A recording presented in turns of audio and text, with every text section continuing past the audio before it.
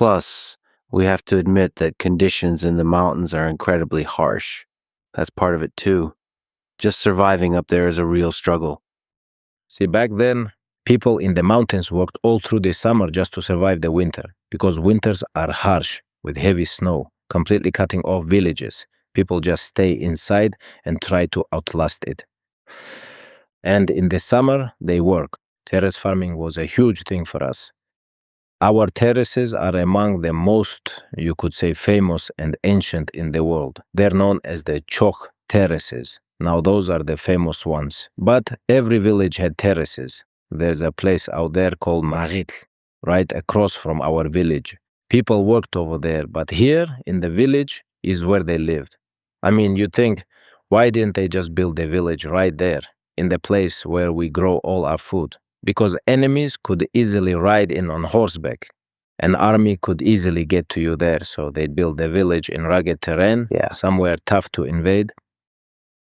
For instance, our village is Sildi. It's from the word si, which is like a castle or a fortress or a tower.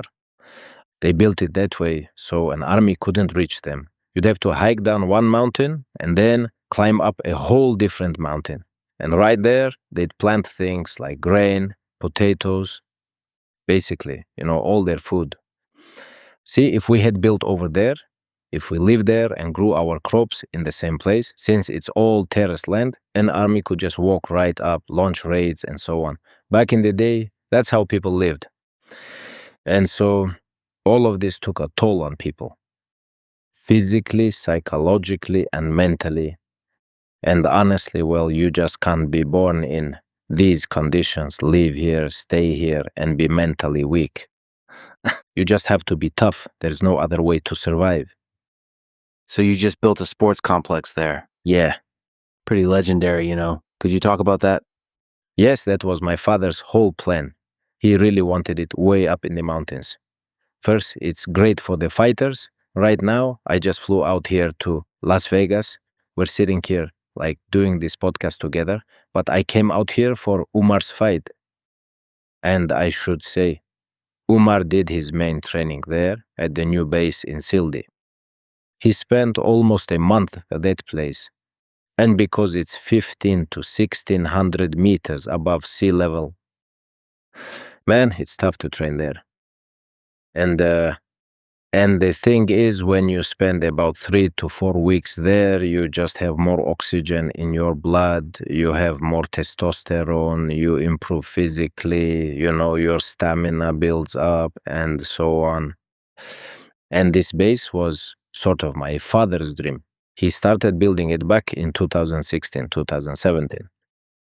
Money was tight back then. It was really hard, but we built it little by little. In 2020, my father passed away, but I kept the project going just a little differently, on a bigger scale. Right now, the base is open and 100 people can be there at the same time, training, eating, sleeping. And our guys hold their training camps up there. So this was sort of my father's dream that I have pretty much brought to life. It's a powerful story. To return to the place where you were born up in the mountains, in order to build a sports complex where champions train. Makhachkala Gym is a great place, but the mountains are special. Mountains are mountains. Mountains are mountains. Your home village, no matter what, on some sort of deeper level, somehow gives you that, like Americans love to say, positive energy. Not everything has to be done for money. And, you shouldn't just look for profit in everything, let's say, financially. There are certain things that don't bring me anything at all, except for expenses. But I still do all of it because it brings me a lot of happiness and meaning. First of all, it creates a lot of jobs. People can work and earn a living. Second, it's because my father really wanted this.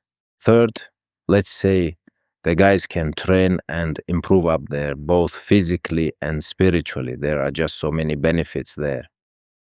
I don't know if it's okay to ask something like this, but I would dream of coming out there to Dagestan, and not just to Makhachkala, but to Sildi. Is that even possible for me? I think we could film a really good story out there. I'm not sure about a podcast, but I'm sure we could shoot a really nice vlog there. So, can you tell me a bit about the journey from Makhachkala all the way to Sildi? 4 hours. Well, 3:40. Through the mountains? Yeah, 3:30, 3:40 through the mountains. The road is a real winding one, not an easy ride. If it gets to be too hard for you, we can just take a helicopter. It's no problem at all. Like 40 to 50 minutes from Makhachkala to Sildi. Otherwise, keeping it more down to earth, we go by car. So there's absolutely no problem. I could never get used to a wealthy life. It's not in my blood to be like that. All right, then we'll go by car. Yeah, we could go on horseback, but a car is better. No, by car is better. On horseback takes way too long.